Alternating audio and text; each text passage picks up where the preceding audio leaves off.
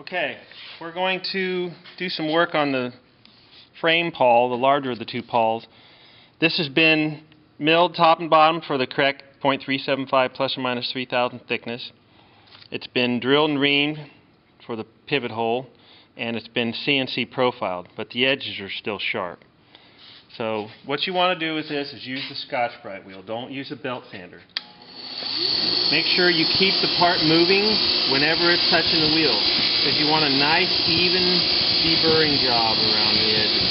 So don't sit in one place. Keep it moving at all times. Work your way around it.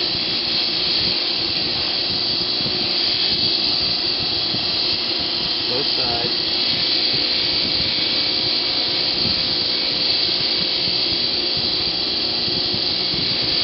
Again, we're not trying to chamfer it, we're trying to deburr it, so it's barely visible.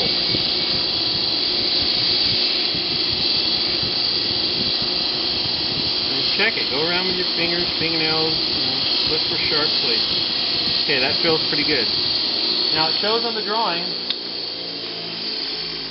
radius this edge slightly by hand. So the way they've got the part sitting, the taper of the draft, narrow side up. Okay, I call that the top side. So the top side of both pawls, okay, a little radius. And what that's for is to match the radius in the drum teeth. So now, just this corner, what I'll do is, it needs to be 180 degrees by 90. Okay, so hold it almost so the space out here is tangent to the wheel. Tip it up slightly. Go around. Okay, tip it up a little higher, go back, tip it up a little higher, okay, and then check it. That's almost enough. I'll go a little bit more.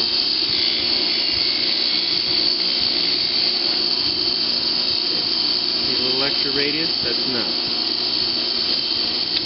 So now this is ready to drill and counterbore the hole for the plunger pin. Okay, now we're going to do the counterbored cross hole in the frame pawl, and it shows in the drawing it's a diameter 3/16 hole through the part, then a diameter 5/16 counterbore 1/16 of an inch deep. A counterbore and a spot face are very similar. A spot face is normally done on the surface of a curved part to give you a flat spot for a washer or a bolt head, and it's usually only deep enough just to get a full circle, whereas a counterbore will actually specify a depth, like this one, 1/16 deep. Okay, so we've got a drill jig here. The first thing you want to do is clean it. Make sure it's nice and clean. If there are metal chips in the drill jig, your part will not locate properly. Okay, it goes in like this. Make sure it's all the way against the back wall and it has just a little bit of free play so you know that it's all the way back. Put the nut on, finger tight. Like that. Okay. Now the drill bushing needs to be in the front hole next to the screw. So put it in so the little notch drops down and then rotate it. Okay. Now the first thing we'll do is we'll drill the 3/16 through hole. We're going to use the number 3 drill press, which I've got a label up here for drills up to 1564. So it's for the smaller drills. Tighten the drill in the chuck. And then we'll bring our drill jig over here. And I'm going to use a small amount of oil. I don't really need the oil to lubricate the drill in the part. I want a little bit of oil to lubricate the drill and the drill bushing. Make sure that it'll go far enough to go through. I need to lower the drill press a little bit.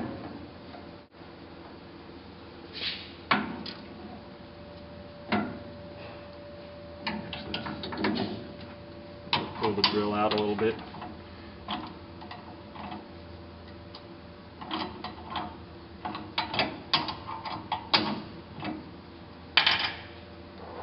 The drill bushing's got a nice little radius around the mouth of the hole to help get the drill in there. Get it close.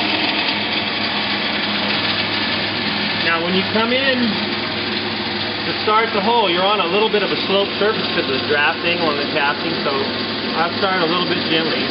And then I don't need to push very hard at all. I can use one finger. As long as the chips are coming out, the drill is doing its work. So just guide it all the way through. You shouldn't have to bring the drill out at all and clear the chips, as long as the chips are coming out freely like they are now. Now try to sense when the drill is going to break through and ease up on the pressure. Don't push it through as hard as you are when you're drilling the rest of the pipe. You get less of a burr and it won't tend to break the drill that way.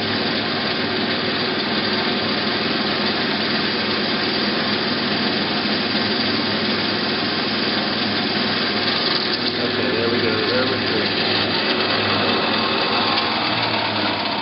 Save yourself some cleanup if you dump most of the chips over here in the scrap barrel.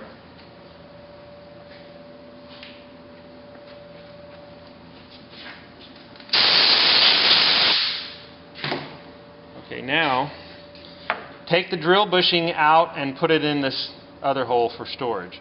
Because now we're going to use this step drill. It'll only fit through, well, the pilot's a tiny bit bigger.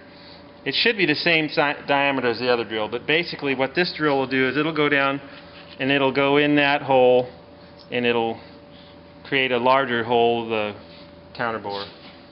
Okay, now we're going to move to the number 2 drill press, which is for slightly larger drills. The larger the drill, the slower we need to spin it. So we'll put the step drill in this one. Now, we only go a 1/16 of an inch deep, but since we're coming onto a sloped surface, the depth would be measured from the lowest side on that surface. So what I need to do first is I need to start the drill and come down until the big diameter just barely creates a full circle. I'm touch, look, until I get a full circle. Then I'll actually set my depth. Bring the drill press down a little bit. Okay, so I'm going to come in and just touch a couple times and then take a look and see a little bit more. I just want to barely create a full circle around the mouth of the hole.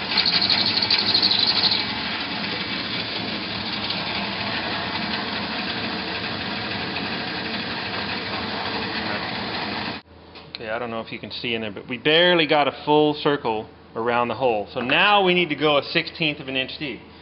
So now if you bring the drill down and put the shoulder of the drill on the part and set your depth stop up here for 1/16. Or actually, you don't really even need to set the depth stop. I'm just going to turn it on and I'm going to drill one. I'm going to come down and touch, and then I'm going to go a 1/16 of an inch.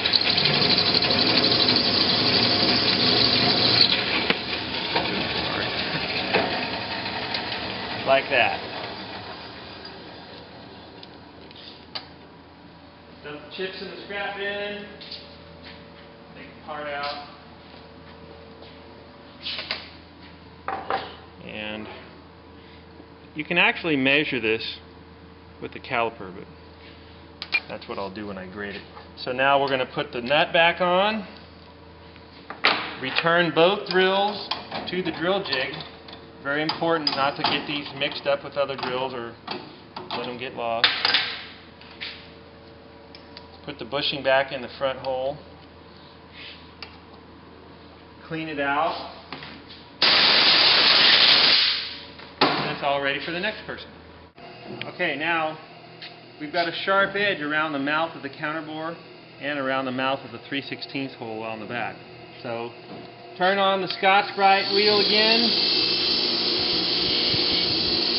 Little light work right around the mouth of the hole on both sides.